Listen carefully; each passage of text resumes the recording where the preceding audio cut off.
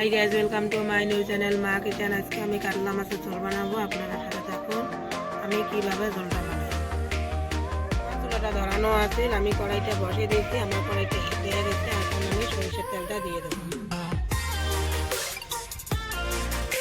মাছটার মধ্যে আমি হলুদ গুঁড়ো দিব 1 চা চামচ, জিরা গুঁড়ো 1 চা চামচ দেবো, মরিচ গুঁড়ো 1/2 চা চামচ দেবো। আমি স্বাদ মতন লবণ দেবো। আমি ভালো করে মেখে নেব।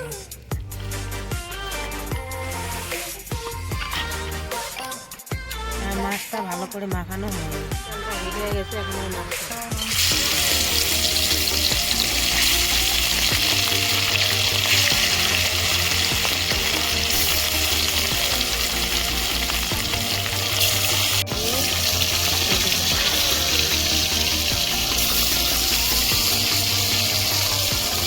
আমার মাছটা ভাজানো হয়ে গেছে। এখন আমি নেমে নেব।